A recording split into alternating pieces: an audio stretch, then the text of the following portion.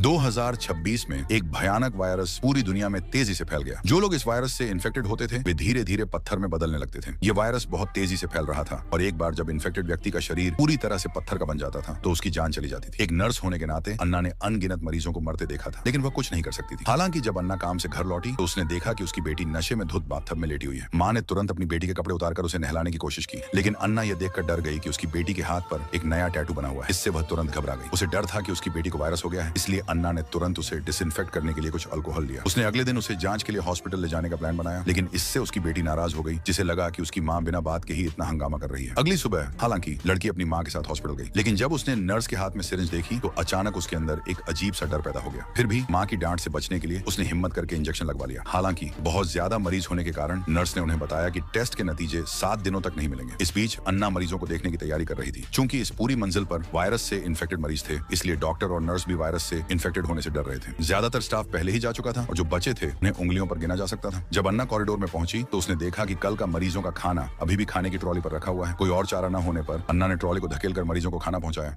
जब वह वार्ड में दाखिल हुई तो पूरा कमरा ऐसे मरीजों से भरा हुआ था जो पहले ही पत्थर में बदल चुके थे। उनका पत्थर में बदलने का प्रोसेस 80% से ज्यादा हो चुका था। मरीज हिलडुल नहीं सकते थे। उनके मुंह से अब हवा नहीं बल्कि पाउडर निकल रहा था। वे सिर्फ मशीनों के सहारे ही जिंदा थे।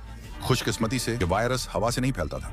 जैसे ही अन्ना आखिरी मरीज को खाना दे रही थी, उसने देखा कि वह व्यक्ति पूरी तरह से पत्थर बन चुका था और उसकी जान जा चुकी थी। अन्ना बहुत दुखी हुई, लेकिन वह उनका इलाज करने के लिए कुछ नहीं कर सकती थी। उसने मरीज के शरीर से इक्विपमेंट हटा दिए और उन्हें एक सफेद चादर से ढक दिया। उसी समय लड़की का एग्जाम खत्म हो गया था और वह स्कूल लौट आई थी, लेकिन उसे पूरे शरीर में बहुत ज्यादा खुजली हो रही थी। जैसे ही लड़की अपनी बांग खुजा रही थी, टीचर ने अचानक उसे एक सवाल का जवाब देने के लिए बुलाया, लेकिन लड़की ने ध्यान नहीं दिया कि उसकी बांग का घाव फट गया था।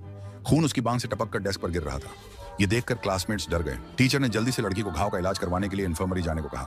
क्लासमेट्स ने उसे तुरंत जाने के लिए कहा, जैसे कि लड़की कोई भूत बन गई हो। ये देखकर उसका बॉयफ्रेंड तुरंत उसके पीछे भागा, लेकिन इन्फर्मरी जाने के बजाय दोनों बाथरूम में छिप गए और छुपकर किस करने लगे।